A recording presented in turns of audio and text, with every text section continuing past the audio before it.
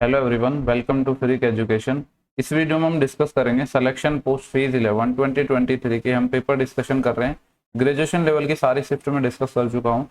12th level की 3 shift total थी, एक डिस्कस कर चुका हूँ, दूसरी है। ये एग्जाम हुआ था आपका 28/6/2023 को। ठीक है, डेट आप देख सकते हो या जरूरी भी नहीं है डेट देखनी है, मैं सारे पेपर करवा दूंगा। ठीक है, हायर सेकेंडरी लेवल का है, यानी 10+2 लेवल का है।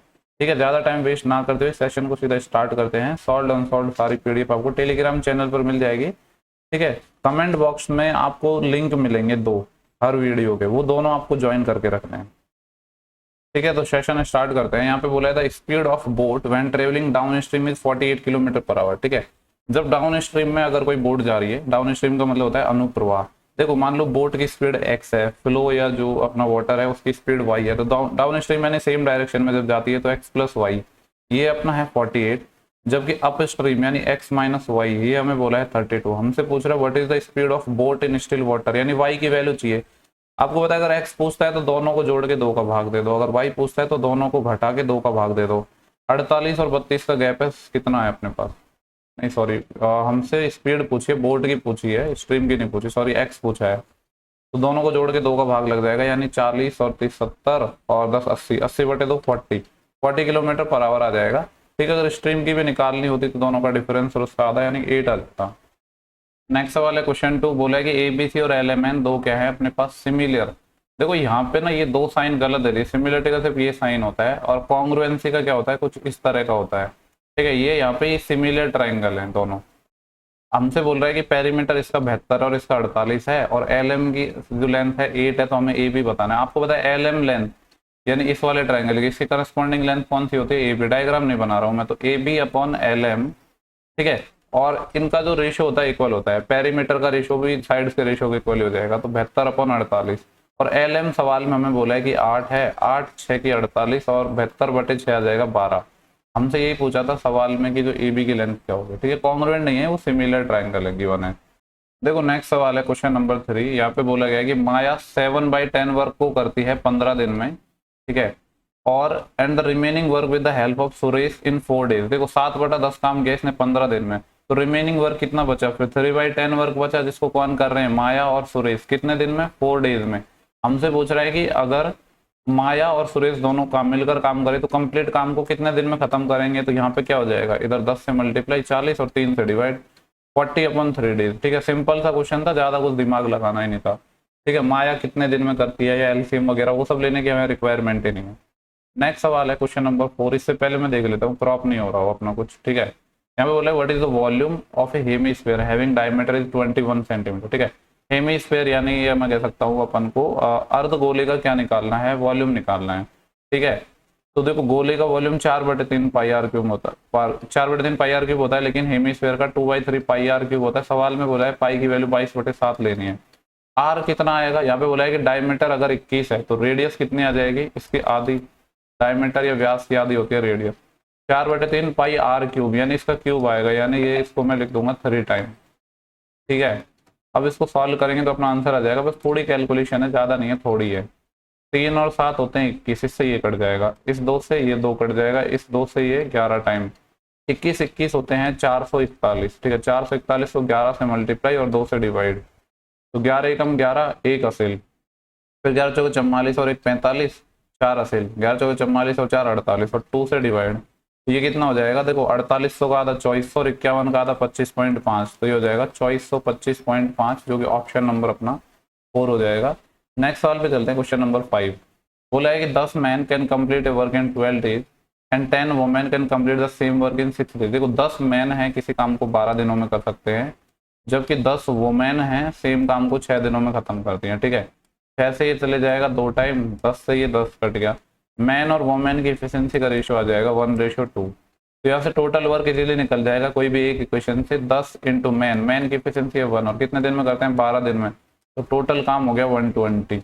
हमसे पूछ रहा है कि how many days will it take to complete the work if they work together. अगर साथ मिलकर काम करते हैं तो कितने दिन लगेंगे? ठीक है, देखो 10 तो अपने पास क्या थे? मैन थे, और 10 ही अपने पास वुमेन थी, यानी टोटल 20 लोग हो गए। ठीक है, एक मैन की एफिशिएंसी 10 है, तो एक दिन में ये कितना काम करेंगे? 10 काम, प्लस फिर यहाँ पे एक वुमेन की एफिशिएंसी 2 है। ठीक है, और यहाँ पे टोटल ये सॉरी एक वुमेन की एफिशिएंसी 2 है और 10 वुमेन है, तो एक दिन में कितना काम करेंगे 20, तो काम होगा 30 के हिसाब से। एक दिन में 30 काम होगा, 120 करना है, कितने दिन लगेंगे 4 डेज, तो 4 डेज इस सवाल का सही आंसर हो जाएगा, जो कि ऑप्शन नंबर अपना पहला हो जाएगा। नेक्स्ट सवाल डीआई का है, देख लेते हैं यहाँ पे क्या पूछा है। ठीक है, इस तरीके से यहाँ पे नेम है, मतलब ये अर्जुन कपिल ये हो गए और इनके ये स्कोर गिवन है अलग अलग सब्जेक्ट में। सवाल में हमसे क्या पूछा है, the following are the score of the student of give all the test, what is the average score, average score पूछा है of the subject that has the highest average score for all the student. ठीक है, उस subject का हमें highest score निकालना है जिसमें सभी स्टूडेंट के सबसे ज्यादा आए हैं। तो अगर मैं यहाँ पे नोटिस करूँ, यही पूछा था ना, the subject that has the highest average score for all the student. ठीक है, तो सबसे ज्यादा देखो डाटा को देख के ही आपको समझ आ जाना चाहिए कहाँ ज्यादा आ रहा है। इसमें तो नहीं आएगा, इसमें भी नहीं आएगा क्योंकि इससे सारे बड़ा डेटा है, इसमें भी नहीं आएगा, इससे बड़े हैं। यहाँ पे देखो इसमें मैं बात करूँ तो ये 2 कम है, ये भी 2 कम है, ये वाला भी नहीं है। सबसे ज्यादा बड़ा डाटा कहाँ नजर आ रहा है, यही वाला है। इसी वाले डाटा का एवरेज निकालना है, सबको जोड़ लो, 8 और 5 13, 1 हासिल, 1 और 4 5, 5 3 8, 8 और 1 9 और 1 2 3, 393 से एवरेज निकालना है, 3 से डिवाइड कर दो, 3 एकम 3, 3 3 9, 3 एकम 3। अब यहाँ पे ऐसा नहीं है कि मैं इन क्वेश्चन को पहले बना गया हूँ यार, सिंपली समझ आ रहा है ना, सबसे बड़ा डाटा यहीं पे है, इन्हीं का एवरेज पूछा है। नेक्स्ट सवाल में देखना है, क्वेश्चन नंबर 7 क्या कह रहा है, बोल रहा है कि for what value of Q does the system of equation this and this have infinite number of solution. देखो अगर इनके इनफाइनाइट नंबर ऑफ सॉल्यूशन होंगे तो उसकी कंडीशन क्या है। देखो कोई भी 2 लाइन अगर अपनी जो इनफाइनाइट है, ठीक है, जिनके solution of number of solution infinite है, तो वो क्या होती है, कॉनकरेंट होती है। या आप सिंपल भाषा में समझ लो, जैसे मान लो मैं आपको पूरा थोड़ा डिटेल में समझाता हूँ। जैसे कि 2 इक्वेशन है, a1x plus b1y plus c1 बराबर 0। ठीक है, दूसरी इक्वेशन है a2x plus b2y plus c2 बराबर 0। अगर इनके कोई सॉल्यूशन नहीं होंगे तब तो ये लाइन पैरेलल होती है। पैरेलल की कंडीशन क्या होती है, a1/a2 बराबर b1/b2 does not equals to c1/c2। और अगर इनके इनफाइनाइट नंबर ऑफ सॉल्यूशन होंगे, ठीक है, तो इसकी जो कंडीशन होती है वो कंडीशन क्या है, सारे रेशियो इक्वल होते हैं, यानी x1 का जो करस्पॉन्डिंग रेशियो है, इसके जो यहाँ पे जो भी वेरिएबल है, a1/a2 बराबर होता है b1/b2 बराबर होता है c1/c2। ठीक है, इस कंडीशन को अप्लाई करोगे तो आपका आंसर आ जाएगा। जैसे यहाँ पे हम अप्लाई कर लेते हैं, तो यहाँ पे x की वैल्यू, x के साथ क्या है 38 और इसमें क्या है 46, ये बराबर होगा, यहाँ पे y के साथ है q और यहाँ पे y के साथ क्या है अपने पास, ये है 414, ये है। ठीक है, 2 से काटता हूँ 19 टाइम, 2 से काटूंगा 23 टाइम, 23 से इसको काटते हैं, 23 एकम 23, बचेंगे कितने अपने पास, ये बचेंगे 18, फिर हो गए 184 और आई थिंक 23 अंठे, बिल्कुल 18 टाइम ये कट जाएगा। ठीक है, तो Q की वैल्यू क्या आ गई अपने पास, 18 गुना 19, क्या आ गई 18 इंटू 19। ठीक है, 9 8 72, यूनिट डिजिट 2 आएगा, यही वाला ऑप्शन हो जाएगा। पूरा वेरीफाई भी कर देता हूँ, तो 18 नंबर 162 होते हैं, 16 असिल, 18 कम 18, 18 और 16 24 और 10 34, 342, ये वाला आंसर आ गया है। ठीक है, आपको ज़्यादा वेरीफाई करने हैं तो C1 के रेशियो भी निकाल सकते हो आप, लेकिन ज़रूरत नहीं है। ठीक है, ऐसे सवाल कभी कभी पूछ लिए जाते हैं। देखो वैसे तो ये जो चीज़ें है ना 11th या 12th में पढ़ते हो जो लोग मैथ बैकग्राउंड से होते हैं, लेकिन कुछ छोटी छोटी चीज़ें पता होनी चाहिए अगर एग्जाम में पहले पूछी जा चुकी हैं तो। बोल रहा है कि Raman buy 80 kg of rice at 35 रुपये पर के जी। ठीक है, 18 किलो वो चावल खरीदता है किस प्राइस में, 35 रुपये पर के में, एंड 30 kg राइस खरीदता है 39 रुपये पर के में। हमसे पूछ रहा है कि एवरेज प्राइस बताना है पर के का। ठीक है, तो पहले इनका रेशियो ले लेते हैं क्वांटिटी का। ठीक है, 6 से कट जाएगा 3 टाइम और 6 से कट जाएगा 5 टाइम, तो 3:5 में आ गए। मैं मान रहा हूँ कि जो टोटल जो एवरेज है, डेविएशन मेथड लगा रहे हैं यहाँ पे हम, क्या है, मैंने मान लिया कि 35 ही है। अब देखते हैं कि डेविएशन कितना आया, विचलन कितना आया, 35 से कितना ज्यादा है, 4 ज्यादा है, कितने रेशियो पर, 5 पर, और डिवाइड करते हैं इस रेशियो के सम का, 3 और 5 8 से। सॉल्व करेंगे 4 से ये 2 टाइम, 5/2 होते हैं 2.5, 35 और 2.5 मिलके कितने बन जाएंगे 37.5, ऑप्शन सेकंड हो जाएगा। ठीक है, नेक्स्ट सवाल देखते हैं, क्वेश्चन नंबर 9 DI का ही है। यहाँ पे पूछ रहा है कि average sales of all 4 year is the minimum for which type of car. ठीक है, एवरेज है वो मिनिमम कौन सी कार के लिए है, तो एवरेज मिनिमम कब होगा, जब सम मिनिमम होगा। तो डाटा को ऑब्जर्व करके आपको देखना है कि किसमें सम मिनिमम हो सकता है। जैसे यहाँ पे मैं देखूँ तो ये इससे ज्यादा है, ये इससे ज्यादा, सारी वैल्यू इससे ज्यादा है, यानी बी तो मिनिमम नहीं हो सकता, तो बी को हमने हटा दिया। अब देखो तो यहाँ पे ये भी ज्यादा है, इससे भी ज्यादा है, ये इससे ज्यादा, ये इससे ज्यादा, तो फिर अगर बी से ज्यादा है तो मिनिमम ये भी नहीं हो सकता। यहाँ पे चलो ये 5 के गैप है, लेकिन यहाँ पे ये प्लस है, यहाँ पे भी प्लस है, यहाँ पे भी प्लस है, तो ओवरऑल भी ये ज्यादा हो गया। तो सिर्फ यही बचा है, आपको ना सॉल्व करने की जरूरत नहीं है, ना एवरेज को निकालने की जरूरत है, डाटा को कंपेयर करके ही आप एलिमिनेट कर सकते हो ऑप्शन। आई होप जो मैंने आपको समझाया वो समझ आ गया। कैसे किया मैंने, ये 10 ज्यादा था, ये भी ज्यादा, ये भी ज्यादा, सब सारे ज्यादा होंगे तो सम भी ज्यादा आएगा, तो एवरेज मिनिमम आया, नहीं तो बी हो गया। बी का सी से कंपेयर किया, सी का डी से किया, सारे ऑप्शन अपने पास हट गए। ठीक है, फिर डी का ए से करेंगे तो वैसे ही कम हो जाएगा, क्योंकि जब बी ज्यादा है ए से तो फिर डी तो और बहुत ज्यादा हो जाएगा। ठीक है, आई होप क्वेश्चन क्लियर हो गया होगा। नेक्स्ट सवाल पर मैं चल रहा हूँ। क्वेश्चन नंबर है अपना 10, पूछ रहा है फाइंड द फोर्थ प्रोपोर्शनल। देखो फोर्थ प्रोपोर्शनल कैसे निकलता है, फोर्थ प्रोपोर्शनल होता है अपना बी सी बाई ए। अब यहाँ पे नंबर क्या क्या है, एक तो है 1/3 ऑफ 6 यानी 2, एक है 4/5 ऑफ 15, 5 से ये 3 टाइम जाएगा, और 3 चौके 12, तो ये आ गया 12, और ये 7 से कट जाएगा 3 टाइम, और 3 3 9, ये आ गया 9। तो हमें बी सी बाई ए निकालना है, यानी 12 गुणा 9/2, 2 से 6 टाइम, और 6 नाम 54, आंसर कितना आ जाएगा 54। देखो नेक्स्ट सवाल क्वेश्चन नंबर 11 है, इसको पहले तो लगा लो, very very very important question. इस टाइप का क्वेश्चन मैंने मतलब शायद नहीं देखा है। ठीक है, ये थोड़ा नया टाइप का क्वेश्चन पूछा गया है। यहाँ पे देखो सवाल क्या है कि दो तरह के अपन को डिस्काउंट दिए जाते हैं, दो अलग अलग स्कीम में। स्कीम 1 में क्या बोला जा रहा है कि जो ट्रेडर है वो 2 सक्सेसिव डिस्काउंट दे रहा है 20 और 12.5% के। 20% होता है 1/5, तो 5 से 4। दूसरा डिस्काउंट है 12.5%, 12.5% होता है 1/8, 8 पे 1 का डिस्काउंट, तो 8 से 7, 4 से ये 2 टाइम कट जाएगा, तो ये आ गया 10 से 7। 10 से कोई चीज 7 हो रही है, 3 का डिस्काउंट मिल रहा है 10 पर, और 3/10 का मतलब है कि 30% अपन को डिस्काउंट मिल रहा है। ठीक है, स्कीम 2 की अगर मैं बात करूं तो स्कीम 2 में क्या बोला जा रहा है कि the trader offer the buyer an option to pay for Y unit and get Z unit free. क्या बोल रहा है, जो ट्रेडर है वो बायर को बोल रहा है कि आप वाई यूनिट का तो पैसा दो, आपको जेड यूनिट फ्री मिलेंगी। जैसे आपने पढ़े हैं ना कि बाई 2 गेट 3, ठीक है, बाई 2 गेट 3, इस टाइप के। तो डिस्काउंट क्या होता है, फ्री कितने मिली 3, टोटल 3 और 2 कितने पे 5 पे, उसी टाइप का है यहाँ पे ये।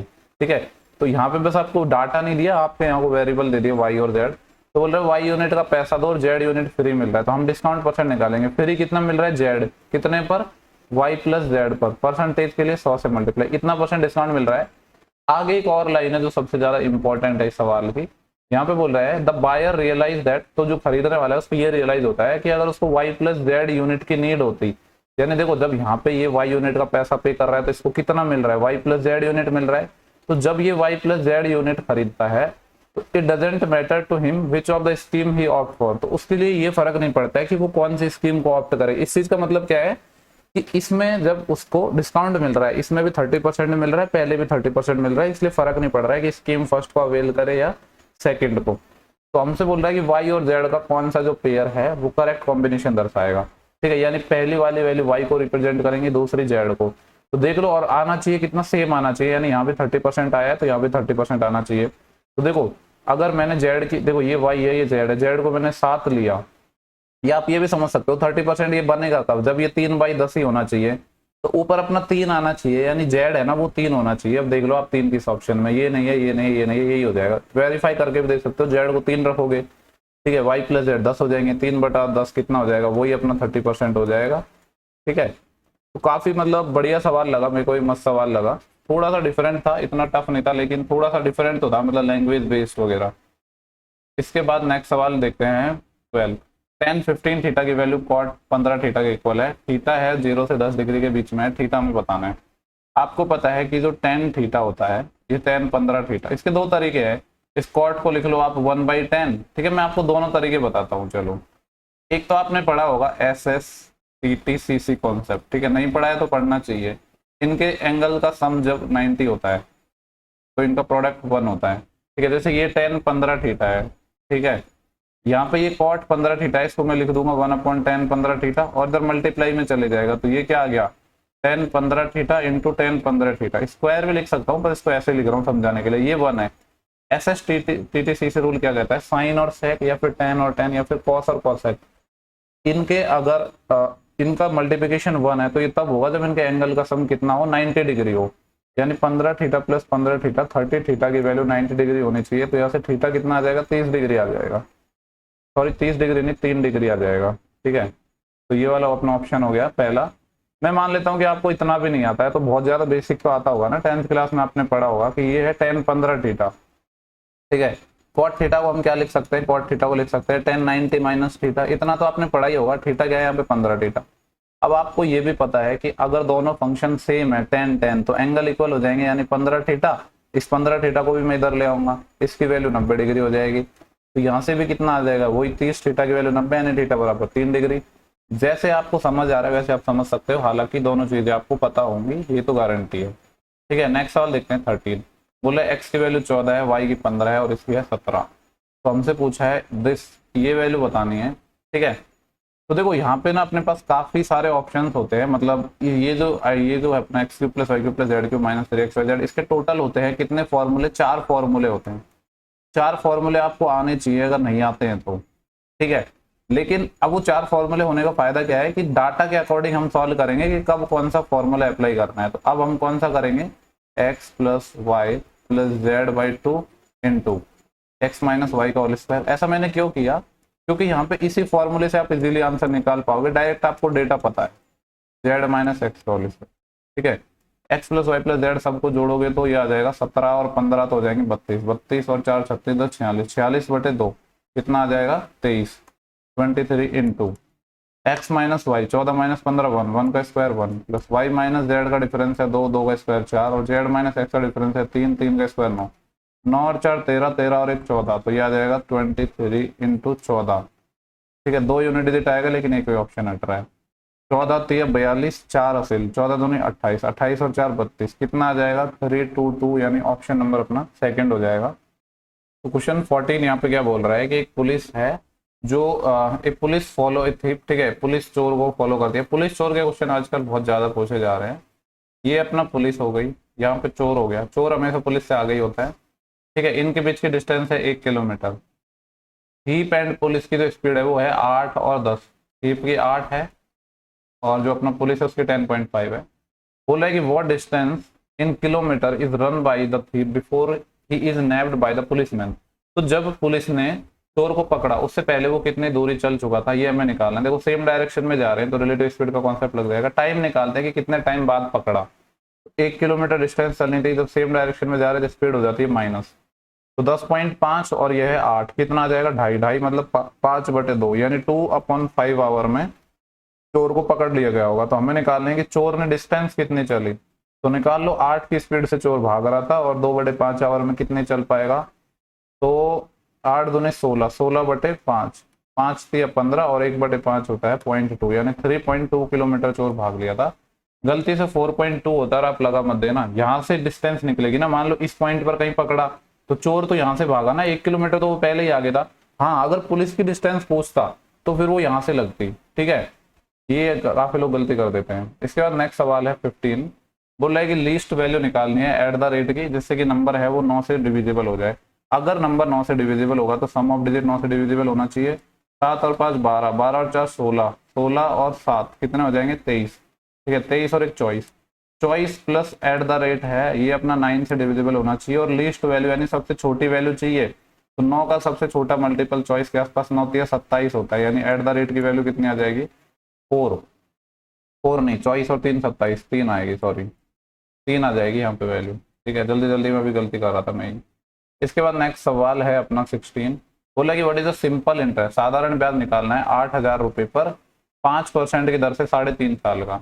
PRT अपन 100 लगा दो, ये प्रिंसिपल हो गया, इंटू रेट कितनी है 5%, टाइम कितना है 3.5 साल, जिसको लिख सकता हूँ 7/2 और 100 नीचे आता ही है। ठीक है, 2 0 से 2 0 चले जाएंगे, इस 2 से ये 40, 40 पंजे 200 और 200 गुणा 700 कितना हो जाएगा 1400, 1400 है ऑप्शन नंबर 2। इसके बाद नेक्स्ट सवाल देखेंगे 17। यहाँ पे बोला है कि 2/3 of a certain distance was covered at a speed of 15 kilometre per hour. Last में हमसे एवरेज स्पीड ही पूछी होगी। हाँ बिल्कुल, एवरेज स्पीड पूछे तो एवरेज स्पीड निकालेंगे, लेकिन यहाँ पे थोड़ा सा हमको टाइम लगेगा इस सवाल को सॉल्व करने में। ठीक है, देखो यहाँ पे क्या बोल रहा है कि 2/3 डिस्टेंस की बात हो रही है, एक तो 2/3 की बात हो रही थी ना, यहाँ पे 2/3 डिस्टेंस है एक, तो आगे एक 1/5 की बात हो रही है। ठीक है, तो हम क्या करते हैं कि कैलकुलेशन में प्रॉब्लम ना हो इसलिए डिस्टेंस को क्या मान लेते हैं, इनके LCM मान लेते हैं। ठीक है, तो इसका LCM कितना आ जाएगा, 30 मान लेते हैं, ठीक है। 14 इधर इसको क्रॉस मल्टीप्लाई कर दो, 10 और 3 इसका एलसीएम 30, यानी टोटल डिस्टेंस मैंने मान ली 30 किलोमीटर। एवरेज स्पीड क्या होता है, total distance upon total time taken, तो 30 किलोमीटर टोटल मैंने डिस्टेंस मान ली। अब निकालना है टाइम, तो 2/3, 30 का 2/3 कितना हो जाएगा, 20 किलोमीटर। 20 इसने चलिए कितने की, 15 की स्पीड से, एंड 1/5 एट द 25, 1/5 30 का 1/5 कितना हो जाएगा, 6 किलोमीटर। ये 25 से चला है, 20 और 26 चलिए, अभी 4 किलोमीटर डिस्टेंस बची है, और रेस्ट चलिए 50 से, ये 50 हो जाएगा। इसको अब सॉल्व करना है। हालांकि इसको और बड़ा मान सकते थे, बट उतना फिर मानोगे उतना ही टाइम लग जाएगा, तो सॉल्व कर लो इसको, ठीक है। ऊपर तो 30 है ही, नीचे थोड़ा काटा पीटी करते हैं हम यहाँ पे। तो 5 से जाएगा 3 टाइम, 5 से जाएगा 4 टाइम, यहाँ तो कटेगा नहीं, 2 दूनी 4 और 2 से यहाँ पे 25, ठीक है। देखो ये दोनों की अगर मैं बात करूँ तो 25 एलसीएम आ जाएगा, 6 और 2 8, 8/25 आ जाएगी ये दोनों टर्म, है ना, प्लस, और ये कितना आ रहा है 4/3, इनका एलसीएम तो 75 ही आ पाएगा। 75 एलसीएम लिया, 3 से भाग दिया 25 टाइम, 25 चौके 100, प्लस 25 से जाएगा 3 टाइम, और 3 8 24, यानी ये आएगा 124/75। तो हम क्या कर रहे हैं, 30 में डिवाइड कर रहे हैं 124/75 का, तो 75 चले जाएगा ऊपर। इसको सॉल्व करना है, ठीक है। कुछ कट रहा है तो काट सकते हैं यहाँ पे, जैसे मैं 2 से काट देता हूँ 15, 2 से काटूंगा तो कितना आएगा, ये 62, है ना। और तो कुछ कट नहीं रहा शायद, तो सॉल्व कर लेते हैं। 15 5 75, 7 असेल, 15 से 105, 105 और 7 112, इसको 62 से डिवाइड करना है, तो 62 एकम 62, 2 बार तो जा नहीं पाएगा, यानी 2 वाली लाइन में तो आंसर ही नहीं आएगा। ये 3 ऑप्शन खत्म, देखो सॉल्व करने की जरूरत नहीं पड़ी, क्योंकि सिर्फ एक ही ऐसा ऑप्शन था जो 1 वाली लाइन में आंसर था, तो हमें करने की जरूरत नहीं पड़ी। तो ऑप्शन पे भी आप नजर बनाए रखा करो। नेक्स्ट सवाल की तरफ हम मूव करते हैं। क्वेश्चन अपना होगा 18, पूछ रहा है कि what is the least value of star, जिससे कि नंबर है 18 से डिविजिबल हो जाए। देखो नंबर क्या है, 4 5 7 6 4 3, और यहाँ पे है स्टार और फिर 4। 18 से डिविजिबल है, मतलब 9 से डिविजिबल होगा, 2 से होगा, 2 से तो है ही, क्योंकि लास्ट में यूनिट डिजिट अपना 4 है, इवन है। 9 से कब होगा, जब सम ऑफ डिजिट अपना 9 से डिविजिबल होगा। तो सम ऑफ डिजिट कर लो, या 9 के मल्टीपल हटा दो, 4 और 5 9, इसको हटा देते हैं, ठीक है। ये 4 5 9 हट जाएगा, 3 और 6 9, ये हट जाएगा, 7 और 4 11, और 11 और 4 15, 15 में से आप 9 को हटा दो, सिर्फ 6 बचा। 6 प्लस स्टार है, ये डिविजिबल होना चाहिए 9 से।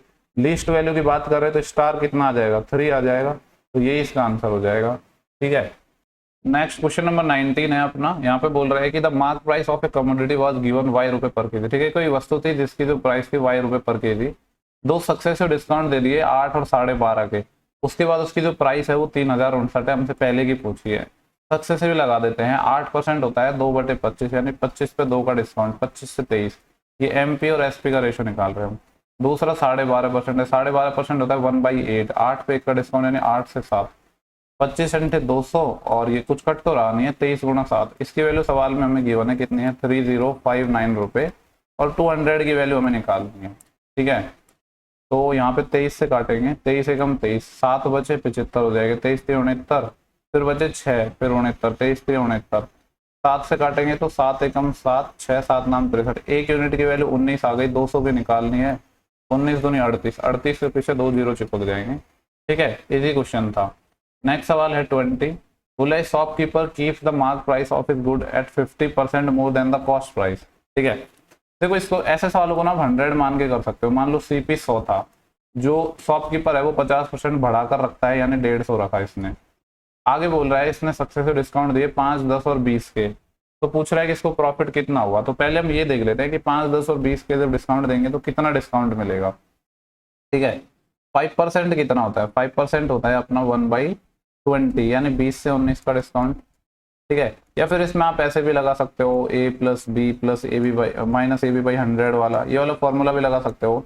जैसे पहले मैंने लगाया कि इसमें 20 और 10 में, 20 और 10 में लगाया, तो 30 - 20 × 10 200, 200/100, तो 2 30 - 2, ये कितना आ गया 28, ये आ गया 28, फिर 28 और 5 में लगा रहा हूँ, तो माइनस हो जाएगा 28 × 5 / 100, ये आ जाएगा 28 और 5 33, माइनस ये देखो 28 पंजे होते हैं 140, और 100 से भाग देंगे, यानी 1.4, 33 में से एक गया 32, 32 में से भी 0.4, यानी 31.6% का इसको डिस्काउंट मिल गया, ठीक है। अगर 31.6 का डिस्काउंट मिल गया तो इसने बेचा कितने में होगा फिर, ठीक है। अगर मैं SP निकालूँ तो SP कितना आएगा 150 का, 100 में से माइनस कर लो 31.6, इतने में इसने बेचा होगा। ठीक है, 100 में से अगर मैंने 30 माइनस करता तो 70 आता, लेकिन 70 में से भी 1.6 और माइनस करना है। 70 में से 1 गया 69, 69 में से 0.6 और, यानी आ जाएगा 68.4% का इसको डिस्काउंट मिला है। तो इसका नहीं सॉरी इतने में बेचा है तो 68.4% निकाल लो इसका।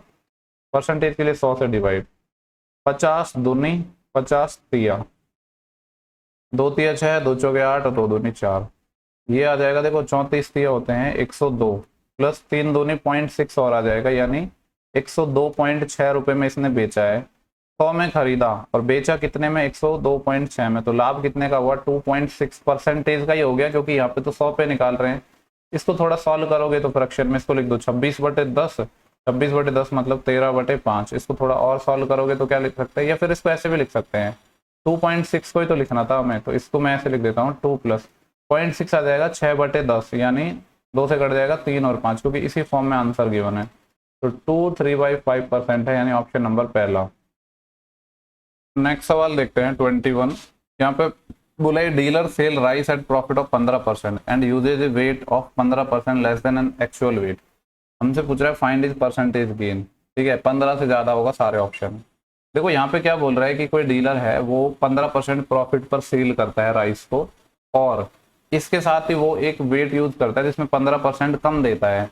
जैसे मान लो आपको देना था 100 ग्राम, ठीक है, लेकिन आप 15% कम दे रहे हो, यानी 85 ग्राम दे रहे हो, तो ये तो वेट का रेशियो है। ठीक है, जब प्रॉफिट का निकालते हैं ना हम, तो क्या आ जाएगा, जस्ट उल्टा आ जाएगा, यानी 85 के सामान को आप 100 में बेच रहे हो, जस्ट जो रेशियो है वो जस्ट रिवर्स हो जाता है वेट और प्राइस की, प्रॉफिट निकालते हैं तो।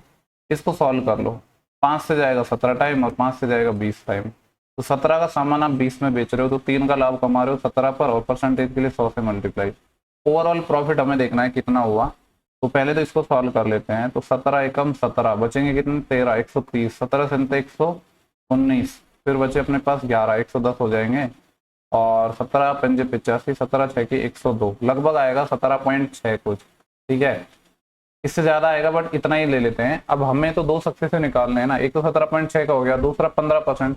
ऐसे नहीं करते हैं डायरेक्ट कि आपको दो प्रॉफिट में बेचा आपने 15% और 10% पर, तो दोनों को जोड़ दिया, नहीं, उसमें सक्सेसिव लगता है, यानी 15 और 17.6 में और सक्सेसिव लगेगा। तो इस बार फ्रैक्शन वैल्यू थोड़ी डिफिकल्ट है, तो a plus B plus A B अपन 100 लगा रहे हैं हम।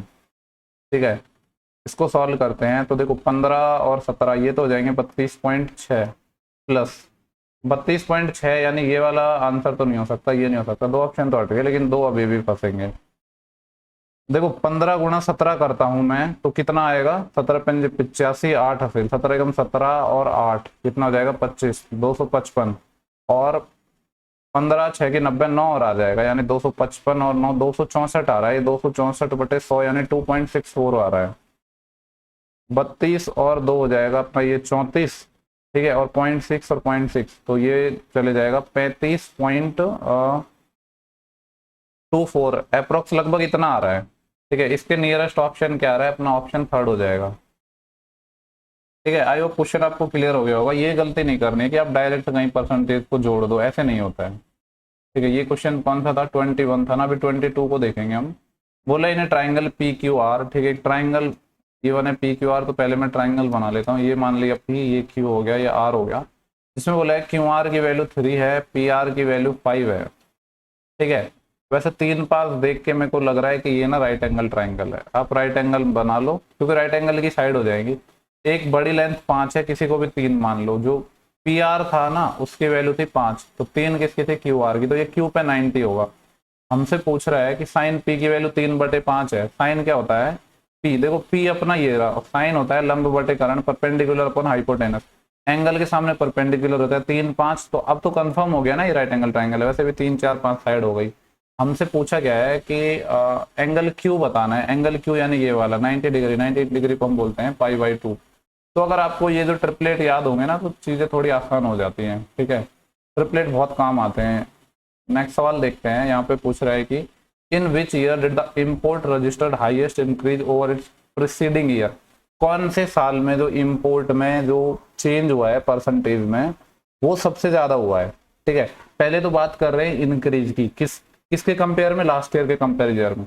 ठीक है, तो देखो इसमें तो बहुत सारे ईयर है, लेकिन सब थोड़ी ना मैं ट्राई करने हैं, तो हम जाएंगे ऑप्शन से। ठीक है, ऑप्शन मान लो मैंने पहले ही उठाया ना, अब ऑप्शन में बारी बारी से मैं जाऊंगा। 1973 यहाँ पे है, लेकिन इसमें चेंज देखना है लास्ट इसके कंपैरिजन में। तो 2400 है ना, इधर हो गया 4400, लगभग कितना बढ़ गया 2000 अप्रोक्स में ही ले रहा हूँ मैं। ठीक है, वैसे 2000 नहीं बढ़ेगा, उससे कम बढ़ेगा, एग्जैक्ट लिख देता हूँ 1987 आएगा, इतना बड़ा किसके कंपेयर में, 2400 के कंपेयर में। ठीक है, इसका मोटा मोटा ले लेते हैं कि यार ये लगभग 2000 होगा, ये लगभग 2400 होगा। ठीक है, ये जीरो तो अपने कट जाएंगे, और 4×5 = 20, 4×6 = 24, 5/6% आ रहा है। 5/6 होता है 83.33%, कुछ ऐसा होता है। ठीक है, कितना आएगा लगभग, कितना आ जाएगा एग्जैक्टली मैं बता देता हूँ, 1/6, हाँ इतना ही आता है। ठीक है, तो ये तो है इतना। अब मैं अगर 72 में देखूँ तो 1600 से सिर्फ 2400 ही हो रहा है। आपको पता है कि यहाँ पे लगभग 50% बढ़ रहा है, तो ये वाला ऑप्शन नहीं हो सकता। 1974 में देखो 4400 से ये हो रहा है 6000, इसका 50% भी 2200 बढ़ता, 2200 बढ़ता तब भी कितना हो जाता 6600, 50% भी नहीं बढ़ रहा, ये भी नहीं हो सकता।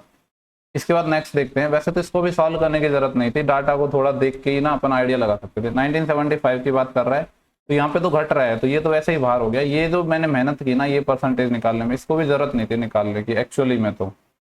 ठीक है, पर कोई नहीं, नेक्स्ट सवाल पे हम चलते हैं। आई होप क्वेश्चन जो मैं चीज बोलना चाह रहा हूँ ना, वो चीज आपको क्लियर हो गई होगी कि जरूरत क्यों नहीं थी। ऐसा क्वेश्चन अभी हमने एक थोड़ी देर पहले भी किया था। तो जरूरी नहीं है कि डीआई में सारा डेटा आपको कैलकुलेट करना होता है। बोल रहा है on reducing the entry fees by 25% in museum. एक म्यूजियम में क्या हुआ कि जो एंट्री फीस है उसको 25% घटा दिया, जिससे जो आने वाले लोगों की संख्या है वो 50% बढ़ गई। तो ओवरऑल इंक्रीज या डिक्रीज पूछ रहा है कि टोटल कलेक्शन में। देखो टोटल जो अपने पास कलेक्शन होता था वो कैसे होता था कि कितने लोग आ रहे हैं, नंबर ऑफ पीपल। ठीक है, या ये कह सकता हूँ कि प्राइस, क्या कह सकते हैं, टिकट पर पर्सन, कि एक पर्सन का कितना टिकट था वही तो निकाल रहा है, टिकट का प्राइस। ठीक है, इनटू पर्सन, इसी से तो अपना पूरा जो भी रेवेन्यू जनरेट होगा। ठीक है, जो टोटल राजस्व जनरेट होगा वो क्या होगा कि एक टिकट कितने का है वो। अब हमसे क्या बोला है कि इंक्रीज या डिक्रीज निकालना है, किसमें, टोटल जो रेवेन्यू चेंज हुआ है उसमें। तो इसमें सक्सेसिव लग जाएगा क्योंकि दोनों का मल्टीप्लिकेशन है। 25% बढ़ा है क्या, सॉरी 25% घटा है प्राइस। 25% होता है 1/4, यानी प्राइस हो गया 4 से 3, लोग हैं 50% बढ़ गए, 50% 1/2, यानी पहले 2 आते थे अब 3 आ गए। तो 2 चौके 8, पहले 8 रेवेन्यू आता था, अब 3 3 9, अभी 9 आता है, 8 से 9 आता है, 1 रेवेन्यू बढ़ गया 8 पर, और 1/8 आपको नींद में भी पता होना चाहिए कितना होता है, 12.5%। ठीक है, ऑप्शन अपना 4 हो जाएगा। इसके बाद लास्ट सवाल है x/y ये गिवन है और इसकी वैल्यू निकालनी। देखो यहाँ पे ना हम डायरेक्ट वैल्यू रख सकते हैं, लेकिन वैल्यू रखने का कॉन्सेप्ट आपको पता होना चाहिए। अगर मान लो ये ऐसे होती ना चीजें, मान लो 2x² 3y² और यहाँ पे डिवाइड में होता 4x + 7y, तो तब आप डायरेक्ट वैल्यू पुट नहीं कर सकते थे। क्यों नहीं कर सकते थे, क्योंकि ऊपर 2 पावर है, नीचे 1 पावर, ऑर्डर सेम होना चाहिए तभी आप डायरेक्ट वैल्यू पुट कर सकते हो, अदरवाइज डायरेक्ट वैल्यू पुट नहीं कर सकते। ये चीज आपको पता होनी चाहिए। हालांकि ऐसा सवाल पूछेगा नहीं, फिर भी मैं बता रहा हूँ। x की ये x/y कितना है 2:1, तो सेम ऑर्डर है, ऊपर भी 1 ऑर्डर है नीचे भी 1 ऑर्डर है, तो वैल्यू रख दो डायरेक्ट। किया जाएगा 2 दूनी 4, 3 एकम 3, इधर आ जाएगा 4 दूनी 8 और 7 एकम 7, 4 और 3 7 और 8 और 7 15, तो 7:15। ठीक है, तो ये जो 10+2 लेवल है सिलेक्शन पोस्ट का जो एग्जाम है, इसकी 2 शिफ्ट हो गई है। थर्ड शिफ्ट में जल्दी प्रोवाइड करवाऊंगा, और लोगों को यार शेयर करो वीडियो, रेस्पॉन्स नहीं मिल रहा है, मजा नहीं आ रहा है। ठीक है, चलो बाय।